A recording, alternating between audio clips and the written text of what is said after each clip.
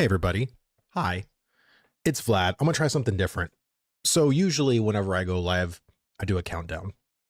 Reason being is because I like to set up stuff, like to make sure my stuff is prepared, make sure the things that I have working are working, which again, right now I forgot to do this. So I'm going to do that.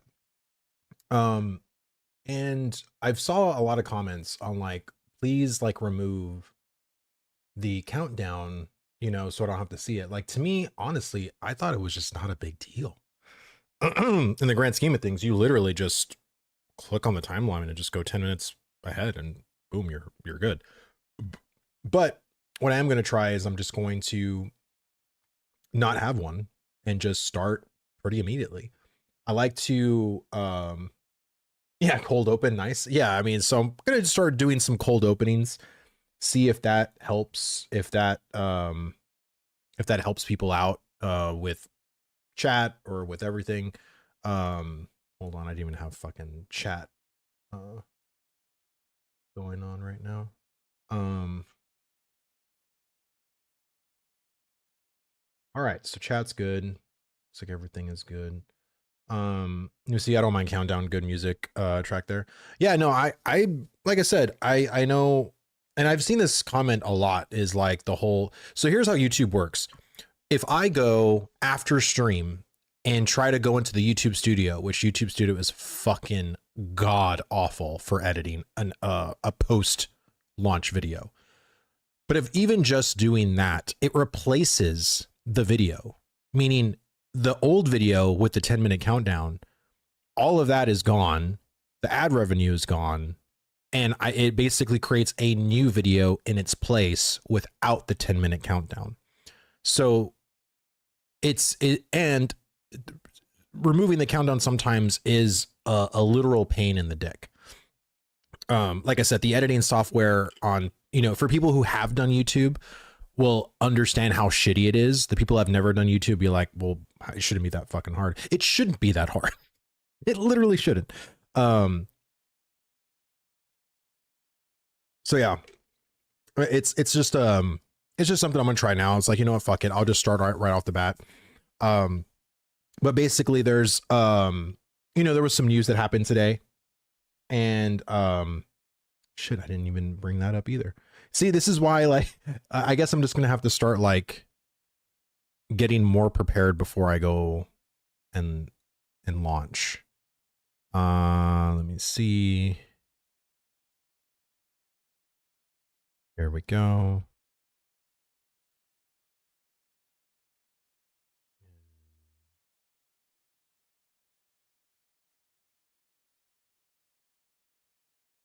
All right. Well, if that's the case, then just ignore the people who say, CUSO, do just skip. It doesn't stop me from watching. Yeah, I know. I'm like I said, I'm just gonna try it. I mean, like if I need to do the countdown, I will. But if I can become more prepared and just start it, why the fuck not? You know what I mean? Like, so I do use the countdown to like get my water, and I try to do all the stuff I needed to, but I'm so scatterbrained sometimes. It's just, feeling better today. I am. I feel way better. I feel tons better. Thank you so much for asking, Graven. But yeah, sad news today, man. Sad news. And we actually had it broke last night.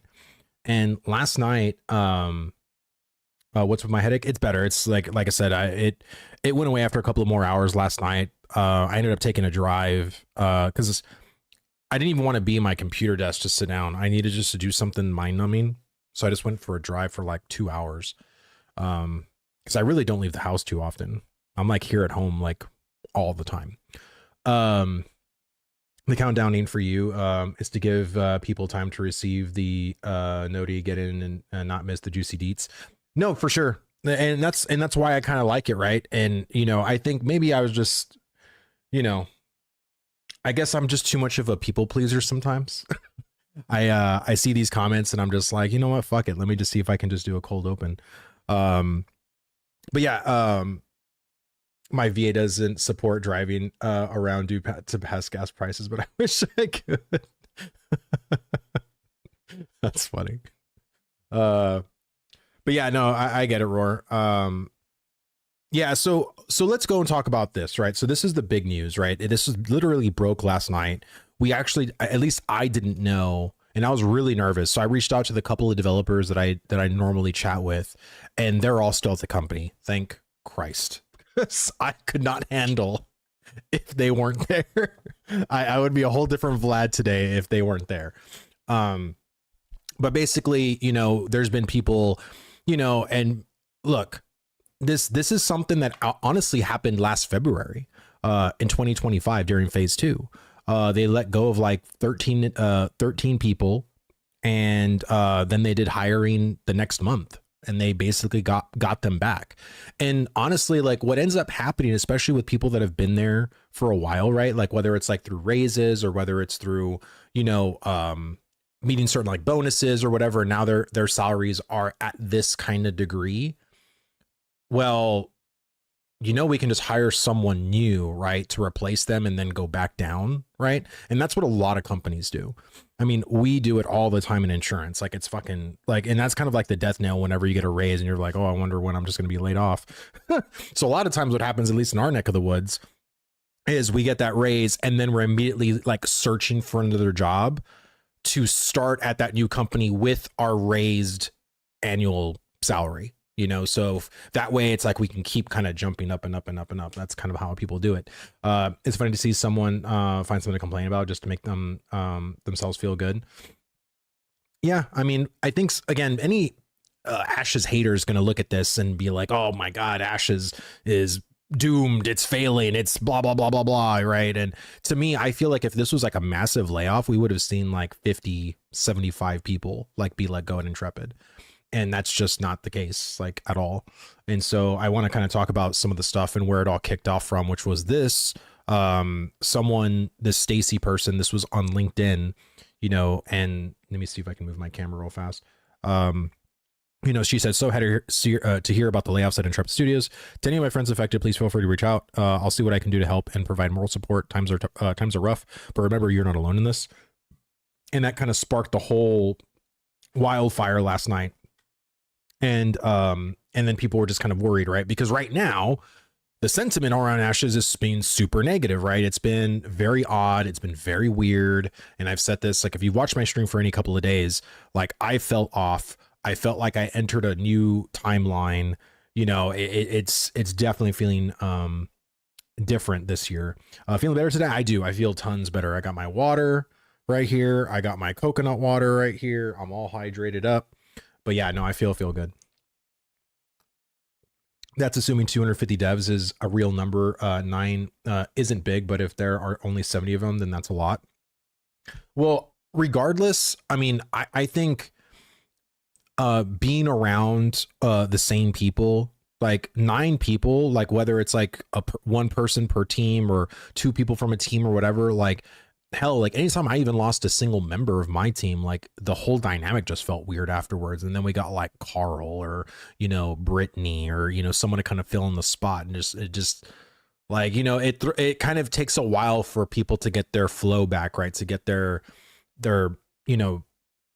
friend dynamic in their workspace, right? So it's definitely one of those things that could really like screw things up. So I think right now with us and how the community, the Ashes community more specifically, has been feeling, this was like another like blow to the morale. And this not only was extended towards us, the community, but also towards the devs themselves, right? And this was something that Steven, because someone posted that thumbnail on Reddit and it got like upvoted to hell. I think it's over like 400 upvotes now. And then Steven came on and said, he wanted to add some clarity here because I know how concerning headlines like this can be. Recently, 9 people out of a team, about 250, were impacted as part of this targeted team adjustments. This was not a large-scale layoff or not a reflection of the health or future of Ashes of Creation. These are real people and friends, and this was not an easy decision. We're doing what we can to support those affected. At the time, development on Ashes is continuing forward, and the teams remain strong and fully engaged with the project. Let me see. I appreciate how much this community cares. It means a lot to me and to the team. I just ask that we keep the conversation respectful and grounded in facts. And, because again, you just have people like running with headlines, right? Like running with stories and shit. And that's how this shit happens. And, I think this is just something that um, is not the good way to start off the day, right? And, we're talking about like watching Phantom's video. We're watching, things on YouTube about like, oh, Intrepid was supposed to hit certain like financial like benchmarks by the Steam release, and those benchmarks weren't hit, and then we see like layoffs happen. And then we think, kind of going back to, Phantom's video, is this just like the first wave? You know what I mean? Like, because I don't remember waves happening last time around, but I feel like we're in a different situation than we were in phase 2 than we are now in phase 3 early access. So I hope not, but I'll tell you this, like when I worked at my company that I ended up just quitting myself, like I literally just quit. There were 4, which ended up being like massive at the end, right? So I came from an insurance company here in San Antonio. I was salaried, and my job literally was horrible. My boss didn't know what the hell they were doing. The people on top of me didn't know what they were doing. The people at the bottom, everybody at the bottom had a way better idea how to do the job and did multiple people's job because the people at the top couldn't do a damn thing themselves. It was literally like taking care of babies. It was beyond stupid. And so I, when I quit, there was already stuff that was already in the pipeline, and we had about, I don't know, just in the insurance side of like, explanation of benefits, like the medical, dental, vision, and, ancillary benefits. We had a team about like a 30. And then we had, of course, like, all the other divisions, in the team, right? So we had, the accounting department, the insurance department, and all those stuff. And we had about 130 people across the entire company, and they literally fired within 4 waves, almost like 2/3 of the company. And then sure enough, I found out not even a couple of weeks ago, it was literally, I think, late December, that the company ended up shutting down that I was working for. And yeah, insurance is brutal, but I mean, I hope that's not the case. You know what I mean? Like, I don't want, more layoffs to happen in the future. I don't want Intrepid to shut down. But I think, then I've said this many times, the realistic part of startup companies is the financial portion. Most startup companies fail due to the financial pressure or just the lack of financial, monies. And so I really hope that that's something that can be fixed. I really hope that's something that, maybe they do more cosmetic packs and that's how they can get money that way. But, Dino Rage, thank you so much for the follow. And Harley Quinn Panda, thank you so much for the follow as well. Hope you guys are enjoying the stream. So if systems get moved to third-party developers, people's jobs are just going to lose, sadly, or are going to be lost, sadly. Yeah, I mean, and I think by what Steven was talking about, and again, just watching like Phantom's video, you kind of see a little bit of the writing on the wall when it comes to like hiring those third-party studios to like outsource work to them, right? And I think, I really hope that they can keep the 250 number, right? I really hope they can do that. So, again, last year, they lost 13 and they ended up doing some more hiring, and then were able to basically get them back. But again, onboarding new employees, getting them used to their pipeline, getting them used to their tools, it's going to take a while. So even if they do manage to hire even 4 people by the end of February, which would be a lot in 1 month, you probably wouldn't see the effects of that probably till May, like realistically, especially in game dev. So it's definitely going to feel a little impacted. I would be very curious to know which teams people were let go from. You know what I'm saying? Because I don't even know how big certain teams are, right? And I think that would kind of either put us more at ease potentially, or the opposite could actually give us more of like, oh God, they lost 4 people from the combat team. Like, yeah, like and my whole thing was, is like, is Bucky still there? Well, that was my other thing in my head. I was like, is Bucky there? Golly. Like, I mean, I don't think they'd ever let go of Bucky at this point. I mean, it'd be a fool's errand to get rid of that man. Let me see. I was already followed you somehow. If unfollowed. Oh, that's weird. Well, thank you for refollowing me. 9 to 250 to mean could be 9 people who weren't doing a good enough job. Let me see. I don't know why people think layoff equals money problem. Not always the case.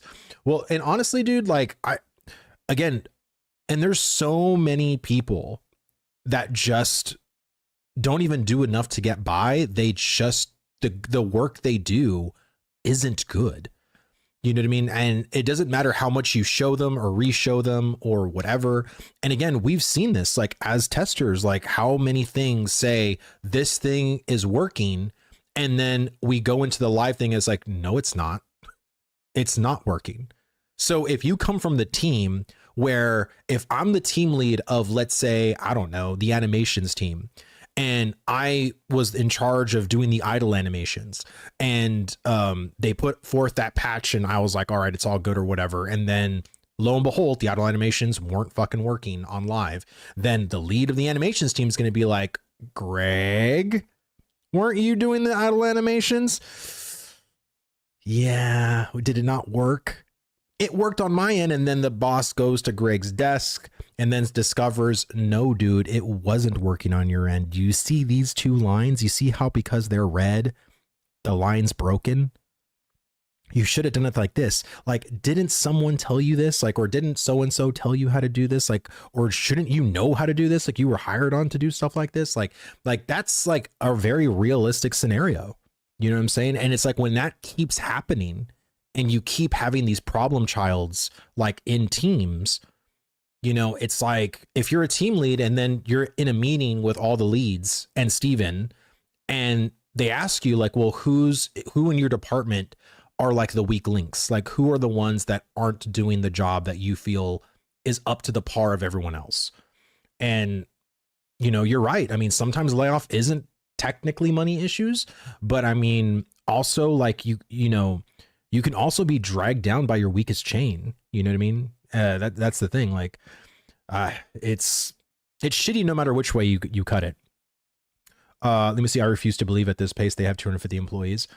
I mean, you can, like I said, you don't have to believe it if you don't want to, but it is fact. You know what I mean? Unless Steven's lying, you know. But for me, I just want to see what progress we're going to get. And I've been judging them at every single step. If you watched me yesterday when I was feeling really shitty, like, you know how I was there. I've always been very transparent in how I feel when it comes to certain things that they're doing. But you see, didn't he outsource members in the past? I don't think he's ever, I mean, if they did, it was never said, but if they did or didn't isn't really relevant to me. Like, what matters is the job they're doing. And I feel like the job they're doing so far has been so hit and miss. And I think they're trying to they're trying to hit something out of the park. And if there are people that are, you know, weak in certain teams that are all like pulling to like, because again, it's like if you're in a team and you know Greg is just, he's slow, 70% of the stuff that he does, you're going to have to end up going back. It's like all he's doing is slowing you down. And I've had a Greg on my team. 100%. I've had a Greg on my team. I had a guy named Lewis, and in working in insurance, it's meant to be like a very old man, you know, thing, right? Like anytime you go and maybe to sign up at your job and there's an agent to help you, chances are they're probably 50 plus. And I had a guy named Lewis, and he was like 61. He didn't want to do computer work. He thought that everyone had to do, you know, his job basically on the computer because he did shit on paper back then. And it's like, no, dude, you got to put your own stats and your own things like in the computer. Like what? Like, what do you mean? You know, and it's like the fact that he was even hired on because he was a golf buddy friend of like the owner, and we had to babysit him. And I didn't babysit him. I was like, I ain't gonna fucking do that. You can fire me right now, but I ain't gonna do his job. Like, that's dumb. And again, like at game dev, like I can only imagine like how that can go. And especially if you have a small team of people, right? If you have like 5 animators And one of the animators, it's just like, you can't give them like a really important critical task because they might mess up. That slows the whole team down. You know what I'm saying? Like everybody needs to try to be responsible for like all the main tasks, right? To an extent. And I don't know, like again, I can only imagine like how that could flow into game dev and just be super disruptive. So you're telling me you believe that with the lack of updates seen in the last 6 months, the lack of functional updates, that you still believe they have 250 employees, which we would assume the majority are which developers. So Steven has said that they're not all 250 developers. Like he said that in the past. Like I don't think they have 250 developers. Like if you're talking people coding and actually working in the game, that's false. He has 250 employees. That includes like the communications team. That includes the HR department. That includes like, all the other like non-coding departments. Like I'm not too sure. Like I would assume developer wise, maybe they have like 175, maybe around there. I mean, it just depends. Let me see. 250 employees include contractors like the team working on the second continent and content. I don't know. I don't think so, because he's mentioned that 250 number way back in the past, and I don't know if they were doing contracting work back then. The only thing I believe that they were doing contracting work, from what I got from the Steven interview that I did, was the Q&A. They have a Q&A department in Mexico and one in the UK that does QA work for them. But I don't think they count them in their metrics personally. Let me see. So that's really bad, considering devs are the only workhorse. The rest is fluff. Well, bro, like a dev can't be responsible for HR. Like, again, bro, this is a whole ass company. You know what I'm saying? Like, this is all, like, you need every single angle of a company. Like, of course, the majority of them are probably going to be like game devs working on the actual game. But I don't consider the rest as fluff, because those departments are very much needed to sustain and run a company. Majority of which, because they only have 3 CS staff per Margaret. Yeah, she said that there was 4, including her. So that's like 4 and, Margaret and 3 other people, basically, which is kind of astounding to me. That, and I think the CS team, her team specifically, has been working on all of the bots. Like anytime you go and leave a ticket on the Intrepid website, like it basically sends that to her team. So her team alone are literally going through all the fucking bot tickets, like, or people that are exploiting or cheating, or, if anytime you went and reported a player on there, that went to her. So that's kind of nuts. Let me see. Finances, HR, marketing, you got to admit. Inches, you have to admit. Accounting, contractors, and the 250 is a very Steven half-truth thing to do. Okay. I mean, like I said, like for me, the only thing I care about is the health of the game. The health of the game right now, like it's not good. There are so many things that are broken. There's so many things that need a lot of work. There's so many things that need a lot more polish and iteration. And I'm not even talking about the systems we don't even have yet. Like in the game that we currently are playing, like the game that you can log into and currently do, there is a laundry list of shit that needs to be changed, adjusted, numerically fixed, buffed, nerfed. I mean, the list goes on. And the more they keep adding, or the more new starts to get added, could then break those things that were once broken even further, or they were fixed and now they're back to being broken. So, it's just going to be, hard for a while. Let me see. Jalon did a video recently talking about this exact thing. Over the years, the numbers that Steven has claimed for total employees have included outsourced staff. I wouldn't recommend reacting to it, because Jalon was weird about that, and it was, but it was worth a watch in my opinion. I haven't watched a Jalon video. I didn't even know he was even covering Ashes anymore. I didn't even know, because I mean, usually, he was always doing like political stuff. Like after his whole outing with Narc and him, he went all politics, and I thought he just gave up Ashes completely. So it's interesting to me that he's actually picking Ashes back up to talk about. Do you think the activation of the PTR will reduce wipes? I don't think it'll reduce wipes. I think the goal is to never wipe. The goal is to, fix certain things. But if there are certain, exploits or dupes or stuff that can't just be rolled back or fixed immediately or if there's brand new systems that would necessitate like us to try a wipe, then they'll do it. But I don't know. It's 8 to 9 people laid off, right? Yes. That's what Steven said here. If you look recently, 9 people were of the team of the 250 were impacted by these team adjustments.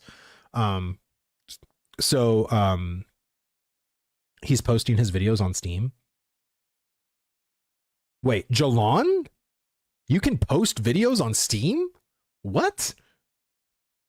That's crazy. I didn't even know you can do that. When you think we get wipe, a lot of people are crying more and more to wipe because bots ruining markets.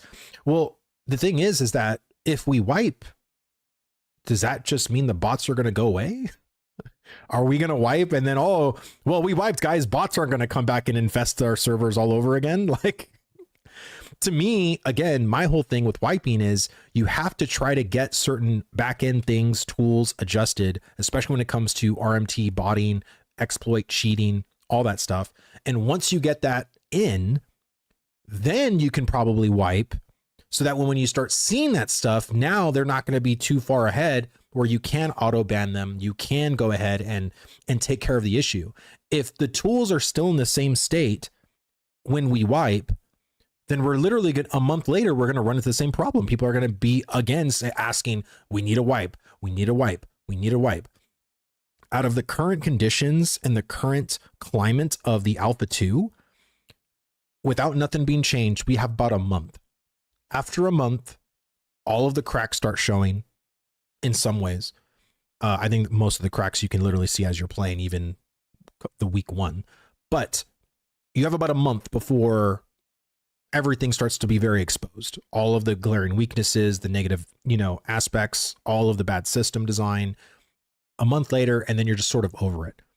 Us going into this like semi-monthly wipe cycle would not be good for the overall health of the Alpha 2. And our numbers and what we're trying to accomplish, like on the back end, would be pretty, we would start getting less and less and less testers, right? And I think we need a pretty healthy testing environment, which means we need people constantly going in and reporting these things. The more people that we have just like giving up entirely, that means less reports to them. That means less feedback overall. That means people that probably do have knowledge or the ability to find exploits or dupes are now gone because they're playing other games because they're just not enjoying the experience, yada, yada, yada. Like all of that is just bad. You know what I mean? And it can get, if we only have like 2,000 people testing, and from the people that are currently testing, everything feels good. Everything feels like, oh my God, there's no bugs. Everything's like glorious. And then we go into beta 1 and there's like 30,000 people or 50,000 people or 100,000 people. And then people are finding shit left and right. All these bugs, all these dupes, all these exploits. And people are like, what the fuck? But we were testing in Alpha 2 and there was no bugs. There was no, there was. It's just no one found them. Or people did find them and didn't report them. You know what I'm saying? Like that's why we need a healthy like testing environment with testers to keep finding these things, to keep, scratching that surface over and over again. Let me see, we need less players and more testers. I mean, and that's always going to be hard though, because not everybody else is not a lot of people want to do that. Arcade died due to pay to win, and the crates are only one part of the game. Add more raids, dungeons, arenas, castle sieges, freeholds, cost specialization. Yeah, I mean, we need a whole bunch of shit. I sent you a DM to upload a video from YouTube to Steam. After Steam, maybe you can take a look. Okay, well, thanks, Mag. I appreciate that. You see, the wipes are what kept me coming back, because after 25 and a week of PvP, there's basically nothing to do. No, of course not. I mean, and that's why we need more systems. We need more loops to keep people engaged, except the PTR goes against that logic, especially when the PTR patch is so lame. I do agree. I think the PTR needs to be more focused testing and more A and B testing. Right now, like, they're wanting to test treasure maps and other systems that literally haven't changed. Why are you asking feedback on things that we literally have been giving feedback on? Like, okay, you want us to find, bugs in the treasure map. Like, I don't want to even engage in the treasure map system because I don't even like it. I don't like the new design at all. So for me as a tester, I don't even want to participate because I am just not a fan of how y'all designed it at this point. Yeah, that's the average because it died because of pay to win, which is when you ask many people is not the majority reason. I saw the raid and dungeon quality Intrepid is developing. They are a much better grind spot. So yeah, no, thank you. Hello, I just got here. What's happening? We're basically just talking about the the condition of the Alpha 2. We talked about the layoffs. We talked about like how it's important to keep a healthy testing environment so people can keep testing. The more and more people drop off, and believe me, I am a fan of breaks. I've always said if you aren't enjoying your time, please go take a break. But if you get so fed up where you don't even want to come back, well, we basically just lost you then. And that's where shit's going to get in a sense, like we're just gonna have a harder time as a testing community to, leave those bugs, leave feedback. It's just gonna be harder and harder. You know what I mean? But maps were so broken. They are fixing them, and sports features so off. They are testing it. I feel like PTR's day was a net positive. Yeah. Again, like I'm not saying for me, PTRs are good, but for me, like there wasn't anything substantial for me to go in and test. Like I've already been testing that already on the Alpha 2. Like, what I'm trying to say? Like, to me, if you're literally gonna spin up a PTR, like you need to either provide changes or bug fixes or things that allows us to see the difference. But when there is no difference, it's like, well, doesn't my old feedback still apply here? You know what I'm saying? Like, why am I gonna just waste my time when I have already been doing that in live? You know what I'm trying to say? Like, it doesn't make sense to me. Let me see. I quit for pay to win as well. Maybe not want to grind. By the way, all dungeons are grind spots. You saying wow, dungeon isn't. I guess y'all are having a conversation, huh? Let me see. Need more testers and less players is a bit of a dumb argument. There's not a better way to find bugs and exploits than letting people play as they would on launch. A better statement is Intrepid needs better focus testing. Yeah, well, honestly, like when it comes to the focus testing, I do agree. You know what I mean? And people playing in a natural way is always going to be good, And again, like people, the fact that we've always had people going hard in every phase, people are doing stuff that they would normally do on a live client. If Ashes did launch in this state, which would have been terrible, but if it does launch in this state, these are the realistic routes, the realistic measures players would go through to obtain level 25 to, circumvent certain things like that. That is all good data. You know what I mean? That's all good data for them. Let me see. Ashes is a game designed for a large player base. Less players argument is numb. No, yeah, of course. Like I don't want less people testing. Like I want the current community to feel engaged in the testing. I feel right now it has the lowest engagement because of how current systems are. So let me see. Testers versus players is a mindset. Well, that's true. I do think the PTR, they need to give us factual values. Well, I feel like for the PTR, I think they just need to do a better job at explaining the true intent of the test, and I feel like the PTR right now in this new patch, I don't think was, the juice wasn't worth the squeeze in my opinion. Anyone who was paying attention last live stream knew what Steven meant by saying we're going to start performing cutting loose the dead weight at the beginning of the year. Yeah, I hope so. I mean, again, like it always sucks to say like, man, I wish Greg was a better employee, but Greg just hasn't really been up to the same par as the other team members. You know what I'm saying? And everybody always feels like they're good at their job, but the reality is that there's just people who aren't. And I had a girl at my job who she struggled a lot, but she persevered and asked questions and literally got better because of it. Like she was afraid that she was going to be ending up like Greg, and she would do more research. She would ask the right questions at the right times, and she wouldn't wait. Like that's the thing. Like she wouldn't wait. She would try to find out as soon as she was confused or when she was having issues or, whenever. Like Greg would literally like, all right, I'm done. And then we would unveil this fucking clusterfuck of everything, You know what I mean? And that's why it always made it such a, because then we would have to like distribute out his workload along with him. And it just slowed all of us down, you know?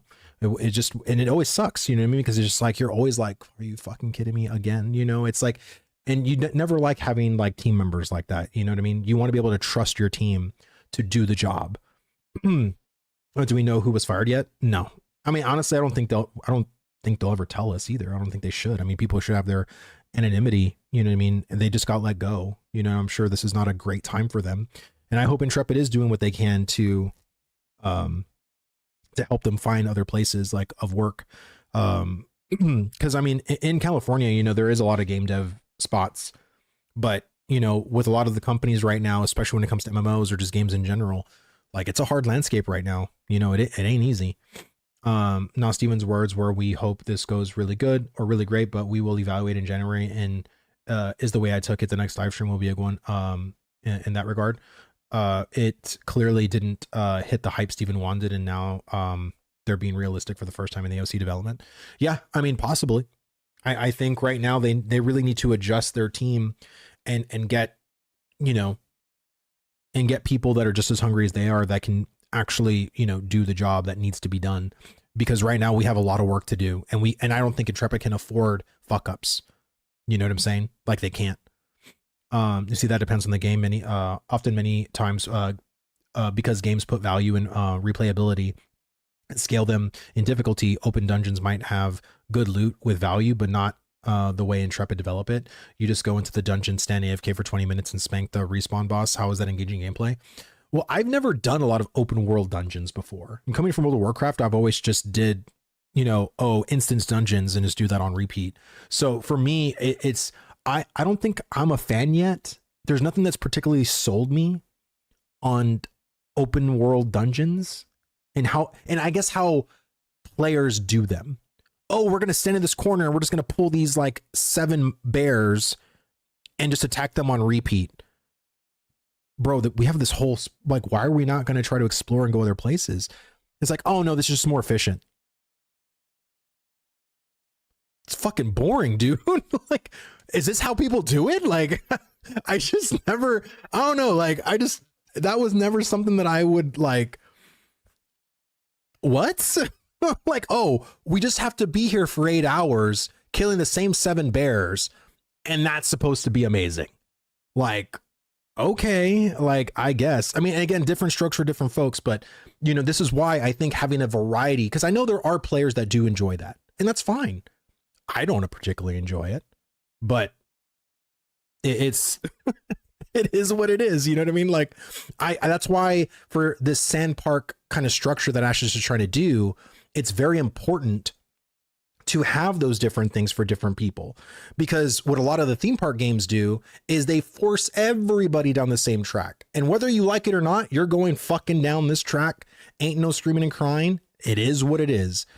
And I feel like in Ashes, like, it would be very cool if, like, well, you have 8 paths you can basically take, and you can take 2 of them simultaneously. You can take 1 super hard. You can take 3 at your leisure, or do none of them. You know what I mean? And just do what you want to do. Like, that's the beauty of like what I see Ashes becoming once everything is in a state of it being good, not broken, not bugged, way more fleshed out. Like, you know what I'm trying to say, right? Dude, you do open world dungeons like New World. People shit on that game, but crate runs were the most up social MMO dungeon. I don't know if I consider crate runs like a social thing. I mean, in the sense of like doing it with your guild, I would definitely understand that, right? Like, you know, if you're doing these huge crate runs, but we used to do that with caravans, man. Like, caravans to me were way better on that than crates were. The Distortion, dude, thank you so much for the follow, brother. Thank you. Let me see, open world dungeons so far haven't provided anything that seems worthwhile to me compared to instanced. Sitting in a spot is just boring. I've done it for like 500 hours now. Bro, your eyes must have bled then, because that's why I don't do the grind really. This is why I like doing what I do, because even though it's so much more inefficient, I can do it and still enjoy my time. Like, I can only grind for so long, maybe a couple of hours, and then I'm like, all right, bro, I gotta do something else, because I just can't. You see, open world dungeons are better on games like Arcade and Throne Liberty. AOC just does it bad. Well, I would like to see what, because if you're still doing the same thing in Throne and Liberty or Arcade, like are players in those games still pulling like 7 mobs and just staying in one spot for hours? Like, you know, like, I don't know. Like, I'm curious, like, because people do that here. So do people do that in those games, or is there more to it? You know, is there more to accomplish in these POI spots? I would hope so, but I don't know. Let me see. In those games, you do what you're talking about, where you're moving through them. We see that to me is just a lot better. Like, I want to be able to, like, when I love the way Citadel the Steel Bloom looks like. I think the whole layout of that place looks fucking great. But the fact that there's no incentive to truly like explore it and find the different pathways. And I mean, guys, like I remember when in P1, when me, Roar, Richie, and we discovered that underground place underneath, like where there was like water, and then you had to like swim under the water, and there was like a secret thing up there. I was like, this is really fucking cool. You know what I mean? Like I love things like that, but all that was just another spot to sit there and grind for hours. It's like, okay, like, I don't know. I don't know, man. I really want Ash's POIs to be something more dynamic, because I feel like right now they're very stagnant. It's just very by the numbers. Harbingers was supposed to be introduced at peak into dynamic events / content, and so far it's failed horribly. Yeah, and I'm curious because they talked about the Harbingers event like this 3-part thing. So right now we're still at part 1 apparently, and I don't really see the vision. I don't even know what part 1 is supposed to be doing. I don't know what I'm supposed to be feeling, what I'm supposed to be engaging from this. Like, and maybe it's because I'm not level 25 yet, but I also feel like the fact that you guys implemented something that, yes, could be done at level 25, but couldn't even give smaller or lower level players like a peek into those things, like even like little seeps of corruption spreading potentially on the starting zone to, like, you know, have some Harbingers, you know, have some little, you know, dynamic openings, you know, stuff like I don't know why that couldn't have been a thing, you know what I mean? Just to kind of introduce it to people early and kill some level 10 through 12 Harbingers, like the lobby rank people, you know what I'm saying? Like it kind of astounds me. They closed the sewer. Are you serious? Oh my God. Probably because they're expanding on it, because I know we actually glitched ourselves into like a whole ass other room that we probably weren't supposed to go get into in P1. So I'm sure they're probably expanding that whole thing. You see, open world pugs have no sense of group, in my opinion. Just seems to be a revolving door of people coming in and out for a while and dipping. Yeah, that's how I see it currently being on live too. It's been like that since phase 1, to be honest. In my opinion, go the route of wild delves and or New World Catacombs. Instance and risk reward is determined by how many go in. Well, you're gonna have to get that past Steven, and I don't think they're gonna do that. I don't think they are. Let me see. Harbingers are 100% fun, but or are fun, but 100% not doable with PvP. Yeah, because they're broken. It's meant to be a PvX event, and you can't even engage in the PvX of it, which is weird. So far yet, I've had anything in Ashes that's not bland in terms of biome or POI. I've seen a POI and said, damn, that is so cool. I've never seen a POI and said, damn, that's so cool. Yeah, I think a lot of the POIs are very rough. Like Highwayman Hills is like generic, you know. Graveyard or Grave Peaks, pretty generic. I think the Gem Spring is pretty cool. But it's like, it's the most fantasy and the most magic I've seen in the Riverlands, to be honest. But every other spot just looks very, it's serviceable. It's not eye-catching. It's not, the only eye-catching thing really is Carfin, you know, because it's so tall and everything like that. And you get into the exterior, going into the interior. I think that's the only spot to me that really sets a vibe. And I feel like too, the whole anvils, or not the anvils, I'm sorry, the fucking dwarf dungeon. I want to say the Foundry, but it's not called the Foundry. Guys, fucking help me here. My brain is crashing. I'm freaking EX dot dying right now. Let Let me see, dude. 9 people out of 200. Forge. Thank you. Thank you. Thank you. Thank you. The Forge. And I'm going to say this right now. Take the Forge out of the fucking Riverlands. Put it as a major dungeon in the Anvils. The Forge has absolutely no business at all in the Riverlands. I wouldn't even understand why the dwarves would even go that far out of their home to make a fucking huge ass place like that. And you could literally just copy paste it, plop it somewhere in the Anvils, and delete in the Riverlands, and we'd be fucking Gucci. There is no particular reason why we need the Forge in the Riverlands. We have Carfin. Like, I think if we can at least have like one major dungeon in the starting biome, which the Forge can just be placed in the Anvils, have Carfin, you know, in the Riverlands, and then in the other 2 starting areas on the other side, we'll have, you know, 2 other big dungeons. But yeah, like it's just crazy. Here, I'll post the link right here if you want to see.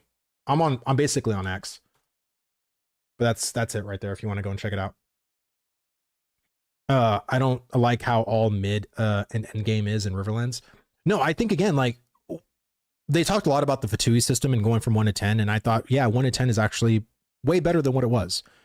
But I don't even like way better than what it was, in my opinion, is like, did you guys see how terrible it was? Like, it wasn't hard improving that.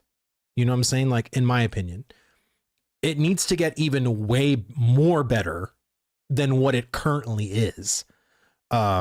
It's a nice step in the right direction. The Destinies thing was fucking amazing. I think that needs to be the new achievement system that's in Ashes of Creation. It needs to be way more expanded upon. But the entire Fatui system of the earlier quests and everything like that needs to be greatly improved. There needs to be reasons to go into certain ZOIs, and it can't, and I want to stress this, the starting experience can't put you on one set path. You can't. And the reasoning for that is you have to start making people care about settlements and the settlement reputation and where they want to go as early on as possible. Potentially like at level 3. I think level 3, as soon as you go to Avian's End or Brimware Farms and you get your tools, there needs to be a decision to say, hey, you know, I have like a list here of our particular lieutenants from, you know, Miralith, from Jova, from Halcyon, from Winstead, and from Nuela that need your help. And they all can't have your help. And it'd be nice to know if you can actually accept a sort of like quest chain, which kind of takes you on the path to start going into Nuela, or starts taking you on the path that goes to Winstead. And once we can have something like that, it's going to distribute all the experience and where all that's going to go in the ZOIs. It actually creates a more living dynamic than just, oh, it's just a freaking, you know, fight between Jova and, you know, Winstead, basically. You know what I'm saying? Like, it needs to get way better, like way, way, way better. Jova's packed every server. Exactly. Because of where all of the POIs go. And that's why I think the ZOIs in the Riverlands, we need a second pass, honestly, of the Riverlands. I know it's the most fleshed out, but it's definitely not done. Anvils, I think, has like 33 POIs or something like that. Anvils doesn't even, Riverlands doesn't even have 33. We only have 20, to be honest with you. Go look at all the POIs that are in the Riverlands. It doesn't even compare to the Anvils. So we definitely need a bunch of love and worthwhile POIs. Like, we need a Highwayman Hills version and a, you know, so what is it? Church of the Seven Stars version in every biome, or I'm sorry, not in biome, but every ZOI, every zone of influence. So that way, when you're doing your quest chain in Nuela or doing your quest chain in Halcyon, or, you know, wherever you decide to go, there are POIs already there for you to grind from levels 8 through 10. From 10 to 12, from 12 to 15, or, you know, whatever the case is, right? Like, you need that whole thing. So that way you can just stay and give experience to that settlement that you're choosing to go down to, which creates a better better dissemination basically of the server, and actually creating where servers can actually become different, right? Like, oh, in our server, Nuela was the first to hit, a town. Oh, in our server, the first to hit a town was, Marileth, right? But now it's like, it's always just Jova and Winstead, Jova, Winstead, Jova, Winstead. It's literally what it is. Let's see, I go to church TV. Thank you so much for the follow, brother. Thank you. I thought I was the only one that was like a dwarf dungeon doing here, or if they're going to have a dwarf starting area, then they released anvils and there's no dungeons in it. Exactly. That's what I mean. Exactly my point. It's so crazy to me. There where you can see they have no clear design path in reaction to the drama of the players putting POIs into the game, which is very worrying. I think what would be very worrying to me is if they continue to be deaf on those ideas.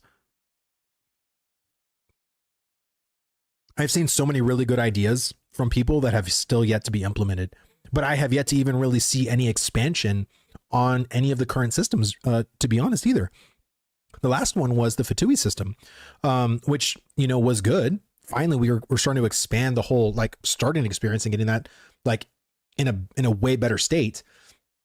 But yeah, like it's definitely one of those things that we need way more iteration on, way more fucking iteration on. All right, let me go ahead. I need to pull up Ashes real fast.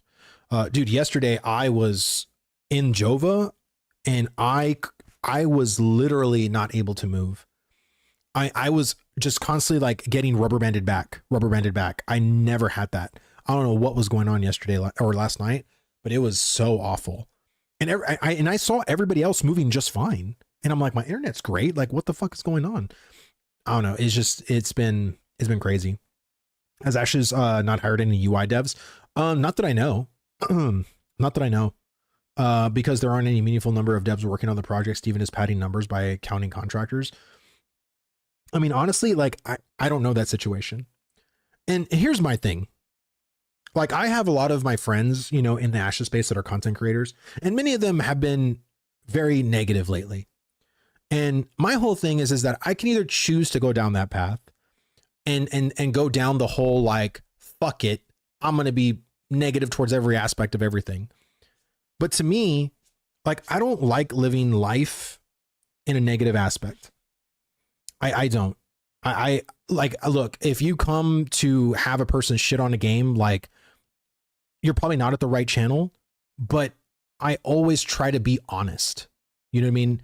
And I've never been that person to like, well, Intrepid is doing their best, which I know they are, but I've seen people that white knight. I've seen people that literally at any possible, like, actual, like, factual criticism still can't just say they're doing a bad job.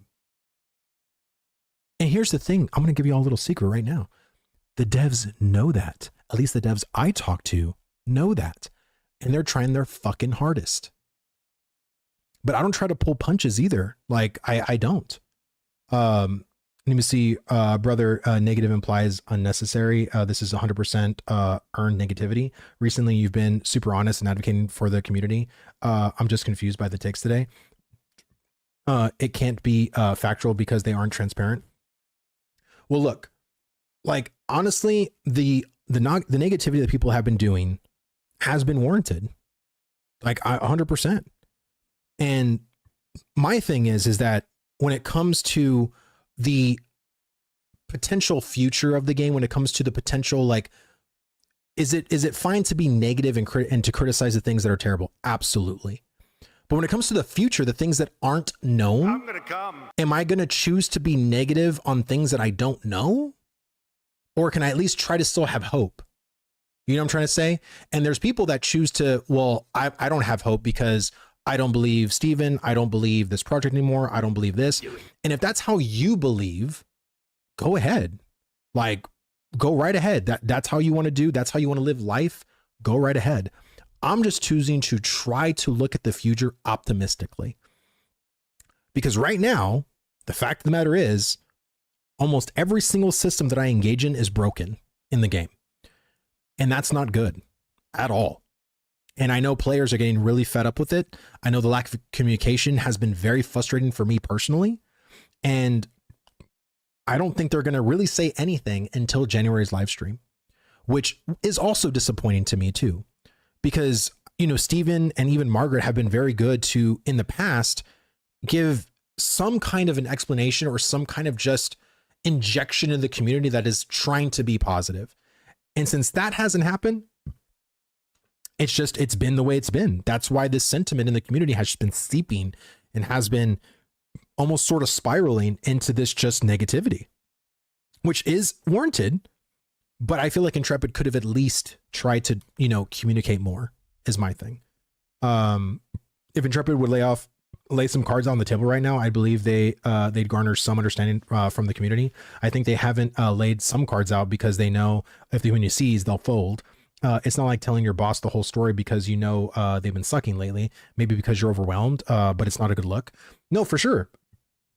And I get it. You know what I mean? Like I said, I've been there. You know what I mean? Like I've never been the lead of a whole project, but I have been the lead of certain portions of my team. You know, like I've had people that answer to me, but like in my honest opinion, I want this game to succeed.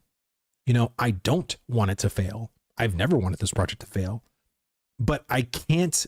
I said to myself, and I've even, when I talked to the devs this, I've said to them, I can't be light on you guys. I have to tell it as it is. And they said, yes, please. Like, don't fucking lie to us. Be honest, be transparent. But if you can, be respectful. And I said, you got it. You got it. And I have been. Because, you know, just like anything else, like I'm not here to burn any bridges. I'm not here to, I'm here to help them. I think we're all here to help them, but it feels like a lot of tone deaf decisions have gone out just this month, you know, which we've had tone deaf decisions, at least in my opinion, like, you know, off and on throughout the entire last year, but it just feels like this whole month has just not been good, like overall. And we need to get back to being better and more due diligent to understanding what an open communication or an open development is towards a community that's literally been serving you at hand and foot and testing and playing your game and giving you feedback. And when you are not listening, or when you are being radio silent or leaving us on red, that's just not acceptable. Like, I'm sorry, that's literally unacceptable when we know you're capable of it. Like, that's my thing. And the fact that you guys have to wait another 2 weeks, because we have to finish out this week, and then next week, which will be next Friday, is the live stream. And the fact that we have to wait till there to get informed when you could have set expectations 2 weeks ago is just wild to me. Like it's just wild. Let me see. Not really weird. They need content ready to say anything. The silence tells me everything I need to know. They have nothing for us. I mean, and that's how I feel too. It's like, I feel like, well, if there's more to this patch than what we currently have in the PTR, can you at least kind of let us know, like what more, like what systems are going to be more targeted in this patch? Like what things that the people have been complaining about from the community in certain system dynamics, like whether it's sports fishing, whether it's a summoner class, whether it's, you know, whatever, like at least ease us and say like, hey, we are going to put this thing in. It's just not currently ready, but this patch will have this thing. But I don't even know if they can say that, because again, timelines with certain teams are probably like, they don't fucking know. They're like, hey, we're trying to get off this thing or that thing, or what the priority is, what not priority is. But to me, I just feel like a lot of this stuff that got on this patch, some of it I can see it being a priority, but a lot of it I'm like, why is that? Like, why did y'all try to do that first, then this other thing? You know what I'm saying? And that to me is, I think just like, I don't know, like it's just such a head scratcher. Let me see. Let's be real. It's sad. I hope, and still have some, but 11 years backers somewhat stabbed in the back as keys released for less and less, for same access, real life money, no funding needed to, find, backers and new investors, Steam early access out of the blue. Now layoffs, you must see the writing on the wall. It's sad for me.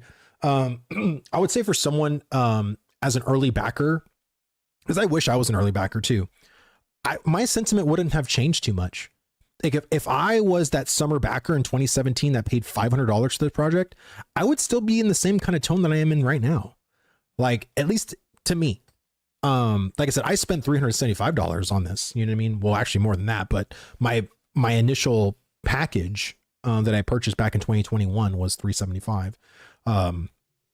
But yeah, like to me, I just want the game I want the game to be better, but mostly I just want the communication between us and the team to have been what it was. You know what I mean? And I feel like we've gone backwards in a sense, and that doesn't feel good. You know what I'm saying?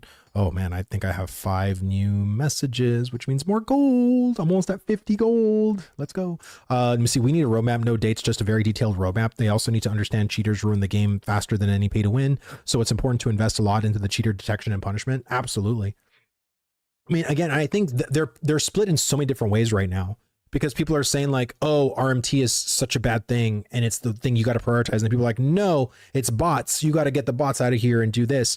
And then it's like, but here's the thing, like, being realistic, if RMT was non-existent in this game, if botting was non-existent in this game, if duping and exploiting wasn't a thing in this game, we still have 75 other major issues that need very much attention right now.